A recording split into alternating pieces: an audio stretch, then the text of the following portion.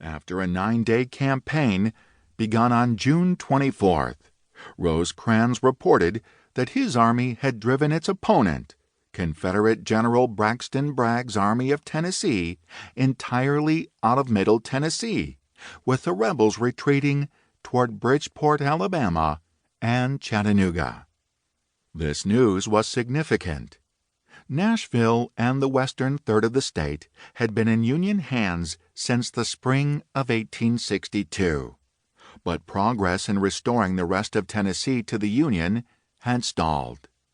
In the summer and fall of 1862, the rebels launched an offensive of their own into Kentucky that, while not ultimately successful in transferring the seat of war to the Ohio River, managed to maintain Middle and East Tennessee for the rebellion. Middle Tennessee, with its fertile farmlands, was rich in livestock and foodstuffs, making it an especially important part of the Confederate war effort.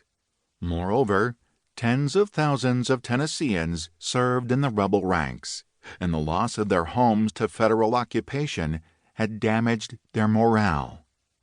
Many deserted Bragg's army, draining a command already weakened by the need to send troops west to Mississippi in an unsuccessful bid to help save Vicksburg.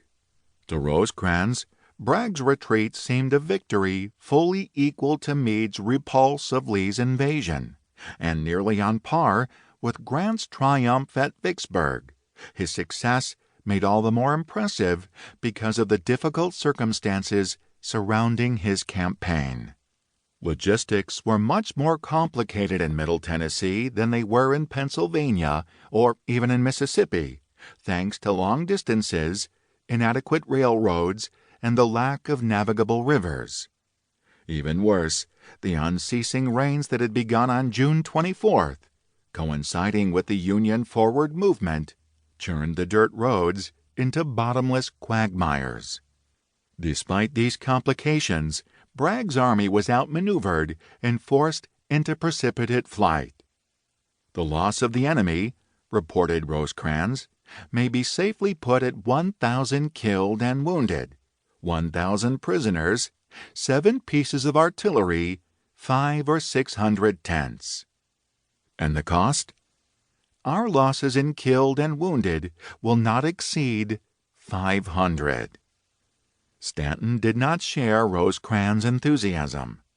Bragg's losses paled in comparison to those suffered by Lee, which, by all reports, were at least 20,000 and might run as high as 30,000, and to Grant's haul of prisoners, when that information would arrive, which tallied 29,000. President Abraham Lincoln agreed with Stanton. To him, Rosecrans' operation was more of an opportunity lost than a victory gained. In Washington, D.C., the salient fact of the campaign seemed to be that Bragg's army escaped without a general engagement, and not that Middle Tennessee was restored to Union control nearly without cost. Capturing territory was all well and good, but the rebellion would continue only so long as rebel armies remained in the field. As a result, the Middle Tennessee Campaign, or Tullahoma Campaign, as it came to be called, named for the capture of Bragg's main defensive position and supply depot in Tullahoma, quickly became a mere addendum to other Union successes that summer, rather than being celebrated in its own right. That lack of recognition grated on Rosecrans, who felt that the federal government downplayed his victory because it did not culminate in the bloody climax of a major battle. Relations between Rosecrans and his superiors in Washington, which had been declining throughout the spring of 1863, deteriorated further.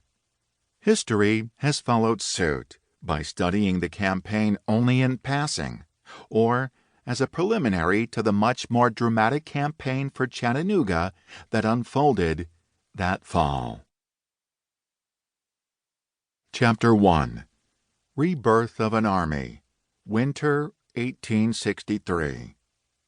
The relationship between William S. Rosecrans and his